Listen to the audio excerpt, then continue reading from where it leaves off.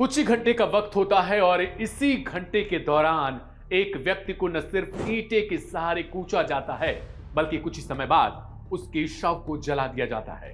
शव को जलाने के लिए जले हुए मोबिल का इस्तेमाल किया जाता है। इसके साथ ही कुछ डीजल के अंश भी मिलाए गए होते हैं। मेरठ के सरधना की एक ऐसी घटना जिसे सुनने के बाद आज आपके होश उड़ जाएंगे। आखिरकार रोहित उर्फ सोनू कश्यप की हत्या क्यों की गई? हत्या करने वाला क्या 16 साल का एक नाबालिग था या उसके साथ 4 से 5 और लोग थे? क्या एक नाबालिग किसी 28 साल के युवक की हत्या कर सकता है? शराब पिलाने से पहले आखिरकार टेम्पो में इन दोनों के बीच कैसे कहा सुनी की नौबत आई? 80,000 रुपए वाली आखिर एक थ्योरी क्या है? क्या 80,000 रुपए के लिए ही सोनू की हत्या की गई थी? और फिर सोनू जो कुछ दिन पहले ही अपनी शादी के लिए लड़की देखने के लिए मुंबई से अपने गांव चला आया था, यानी मुजफ्फरनगर, और फिर अचानक से यह हादसा हुआ कैसे? तो नमस्ते, मेरा नाम है दिव्यांशु। क्राइम कथा के आज के इस एपिसोड में आपका बहुत स्वागत है। मेरठ की सरधना की इसी कहानी को आज जानेंगे विस्तार से।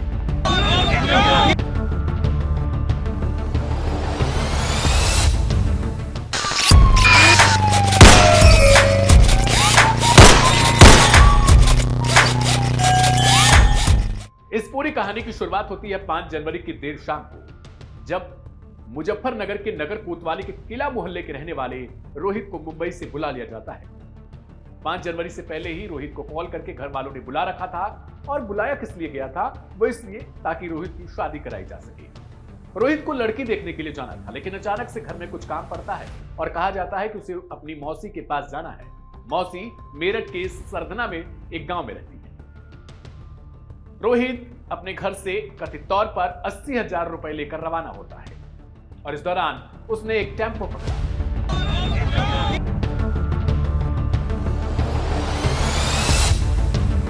इस यात्रा के दौरान ही टेम्पो वाले से उसकी दोस्ती हो जाती है और दोस्ती के बाद दोनों में कुछ विवाद भी होता है। कहीं पर विवाद का कारण बताया जाता है कि गाने की तेज आवाज, जिसका विरोध रोहित दर्ज कराता है, लेकिन उन दोनों के बीच इसी बात को लेकर झगड़ा होता है। हालांकि यह झगड़ा किसी तरीके से सुलझ जाता है।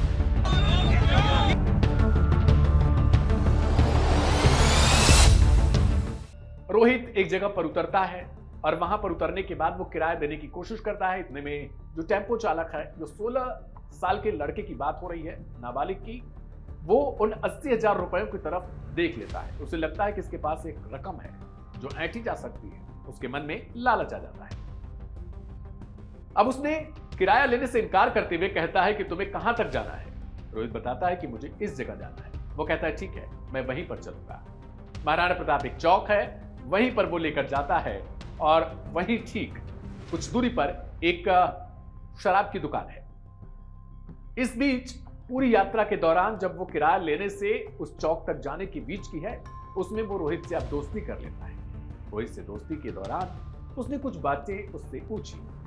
इन बातों में ही उसने समझ लिया कि आखिरकार किस तरीके से वो इस पूरी कहानी को अंजाम दे सकता है। रोहित के साथ वो पहुंच जाता है उस शराब की दुकान पर और वहां से कुछ शराब की बोतलें खरीदी जाती हैं और वे लेकर कुछ दूरी पर जाते हैं। जंगल टाइप का इलाका है, वहीं पर बैठते हैं और फिर पार्टी करते हैं। पार्टी के दौरान ही कहा यह जा रहा है कि जो लड़का है वो चालाक निकला, नाबालिग। उसने एनर्जी ड्रिंक पी और रोहित को पिला दिया शराब। कुछ इस समय में रोहित शराब के नशे में चूर हो गया और इसके बाद दोनों में किसी पैसे की रकम को लेकर झगड़ा किया। ये कुछ आरोप हैं जो परिवार की तरफ से लगाए गए। हालांकि पुलिस इसमें भी कुछ चेंजेस करा रही है।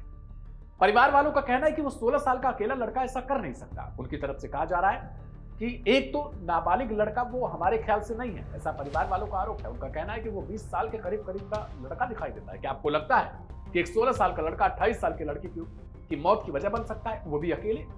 और न सिर्फ मौत की वजह बने, इस कहानी में आगे जो कुछ है वो आपको हैरान कर देगा। रोहित के मौत की वो तस्वीरें हम आपको नहीं दिखा सकते इस वजह से क्योंकि वो बहुत ज्यादा निंदनीय है और वो ऐसी है जिसे देखकर बहुत सारे लोगों को शौक लग सकता है।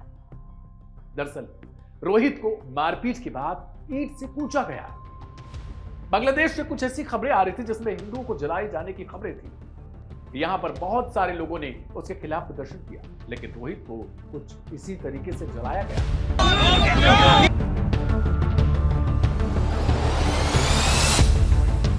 ईंट से कूचने के बाद इस नाबालिग ने, जिसका नाम लिया जा रहा है, इसने रोहित के ऊपर मोबिल और डीजल का मिक्स एक ऑयल छिड़क दिया और फिर उसके बाद उसे आग के हवाले कर दिया। रोहित तड़प तड़प कर मर चुका था। न सिर्फ मरा बल्कि जल गया।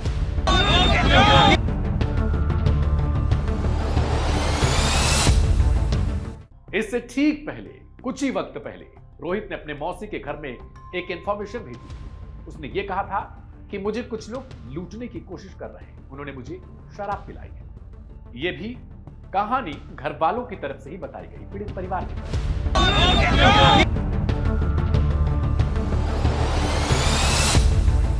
अब सवाल यह है कि क्या एक 16 साल के लड़के की बस की बात है कि वो किसी तरीके से शराब पिला ले एक 28 साल के युवा की, और न सिर्फ शराब पिलाए, उसके साथ मारपीट करे। इतनी चालाकी उसने दिखाई 80,000 रुपए के लिए, और इसके अलावा उसे जला तक दिया। क्या ये सब कुछ उसके दिमाग में पहले से मौजूद था?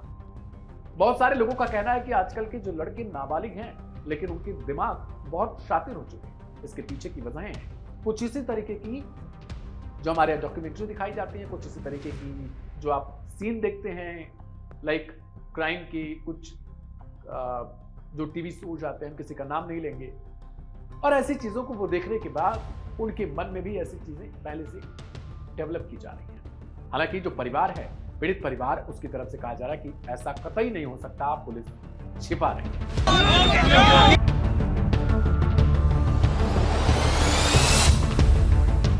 शाम को मौसी के घर वाले निकलते हैं खोजने के लिए अपने भतीजे को।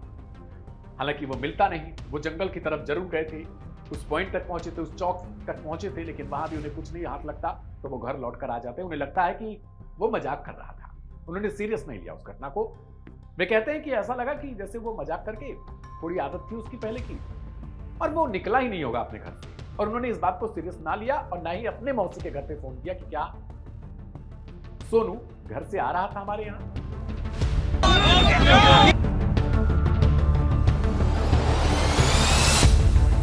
सुबह पुलिस वालों की तरफ से एक इंफॉर्मेशन दी जाती है, इसी सरदना थाना क्षेत्र की पुलिस की तरफ से, एक शव हमें मिला है। अब जब उस शव की शिनाख्त ये लोग करते हैं तो पता चलता है कि वो तो सोनू ही है, यानी रोहित। वे आश्चर्यचकित हो जाते हैं, उन्हें कुछ भी समझ नहीं आ रहा है कि उन्होंने क्या गलती कर दी। अब कहानी पलट चुकी थी। आखिरकार शव जब लाया जाता है तो फिर उस पर भी कलह शुरू हो जाता है कि क्या यूपी में दिन पर दिन इस तरीके से अपराधियों के अंदर मानसिकता उनकी पनप चुकी है कि वो कुछ भी कर ले रहे हैं, किसी को भी जला दे रहे, किसी को भी मारते रहे, किसी को भी हत्या करके किसी को उठा ले जा रहे हैं। चल क्या रहा यूपी में, ये सब कुछ सवाल उनके मन में है।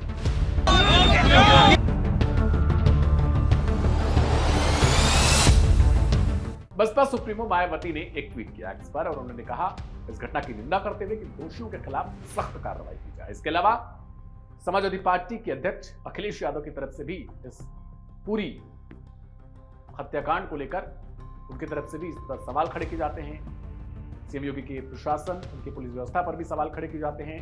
वहीं दूसरी तरफ चंद्रशेखर आजाद समाज पार्टी के संस्थापक, वो भी इस घटना को लेकर काफी ज्यादा आक्रामक दिखाई दिए। आज वो वहीं पर पहुंचना चाहते थे मुजफ्फरनगर में पीड़ित परिवार के घर से मिलने के लिए, लेकिन उनको रोक लिया गया। और इस दौरान वो क्या कुछ कहते हैं वो कहानी आप खुद सुनिए। मुजफ्फरनगर बॉर्डर एरिया है क्या, जो मुजफ्फरनगर में कोई किसी के दुख में शामिल नहीं होने जा सकता है। भाई पुलिस का काम है अपराध रोकना, किसी के दुख को जो कोई बांटने जा रहा है उसे रोकना पुलिस का काम नहीं है। मैं सोनू कश्यप जी, जो जिस भाई की हत्या हुई है, जिसको जला के मार दिया, उस माँ को मैंने तड़पते हुए देखा, उसकी बहन को मैंने बड़ी को तड़पते देखा। उन्होंने कहा कि हमारा अकेला सहारा था, वो हमसे छीन लिया। मैं भाई का फर्ज निभाने के लिए, उनके आंसू पूछने, एक बेटा बनने के लिए वहां जा रहा था। ये मेरा फर्ज भी है। चुनाव के समय तो हर कोई जाता है वोट मांगने के लिए, तमाम तरह की मीठी मीठी बातें करने के लिए। दुख में जो साथ खड़ा वही अपना होता है। मैं अपना होने का फर्ज निभाने जा रहा था, मगर मुझे पता लगा कि यहाँ अचानक से हमारे सम्मानित जो अधिकारी, उन्होंने ट्रैक्टर ट्रॉली रोक के वो मेरे सामने आ गए। अब वो मुझसे कहना है कि आप नहीं जा सकते हो। मैं ये पूछना चाहता हूँ कि भाई क्यों नहीं जा सकता हूँ? घटना यहाँ की नहीं है, घटना मेरठ में हुई। क्या किसी परिवार को उत्तर प्रदेश में, जो पिछड़े वर्ग का परिवार है, कमजोर वर्ग का परिवार है, क्या उसको सांत्वना देना भी अपराध हो गया? तो मुझे सारी बात में एक चीज समझ आई है कि मैं राजनीतिक अछूत हो गया हूँ यहाँ उत्तर प्रदेश में। मैं किसी पीड़ित की आवाज नहीं उठा सकता। मैं आवाज उठाने जाऊंगा तो मुझे बंद किया जाएगा। इसका एक तरीका मेरी समझ में आया, मैं इनको रास्ता दिख बता रहा हूँ कि जैसे पिछली बार मुझे गोली लगी थी 23 में, मेरी ये हत्या करवा दे पुलिस वाले मिलकर सारे सरकार के साथ। क्योंकि जब तक मैं जिंदा रहूंगा, अगर मैं खाट पे भी रहा, पिलंग पे भी रहा, तो भी बोलता रहूंगा। तब भी जब भी इन पर अन्याय होगा मैं बोलूंगा, पिछड़ों पे, दलितों, मुसलमानों पे, गरीबों पे, बहनों पे। तो एक ही तरीका है इनके पास, ये लोकतंत्र को कुचल रहे हैं, ये संविधान को चल रहे हैं, ये मेरी हत्या करवा दें। इसके बाद तो इनको शांति मिल सकती है, वरना जब तक मैं हूँ क्या तो ये जुल्म रोके, वरना अगर ये जुल्म करेंगे मेरे लोगों पे तो मैं उनकी आवाज को उठाऊंगा, मैं लड़ाई को लड़ूंगा। मैं किसी बात से नहीं डरता भाई। मैं तो जब तक परिवार को नहीं सुनूंगा तब तक मैं कुछ नहीं कह सकता हूँ। मैं तो जाऊँ, जब उनके पास जाऊंगा वो मुझे अपनी पीड़ा बताएंगे, जब मुझे अपनी पीड़ा बताएंगे तभी मैं आगे की बात तो कर पाऊंगा। मैंने तो डिमांड की थी कि इस परिवार को कम से कम 50 लाख रुपए का मुआवजा मिले। क्योंकि देखो मेरी बात सुनो, आप भी पत्रकार साथी हो, अगर आपके साथ कोई दुर्घटना हो जाए, आपके बच्चों क्या होगा भाई?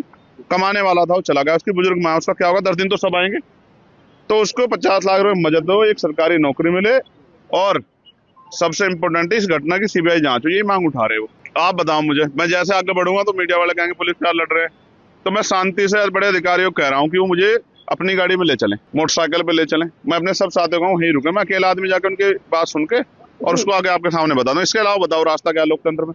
अगर लोकतंत्र में चुनावा प्रतिनिधि जनता के बीच नहीं जाएगा, औरों की दिक्कत है कि नेता जाते नहीं है, मैं जा रहा हूँ तो मुझसे दिक्कत ये है कि वो क्यों जा रहा है।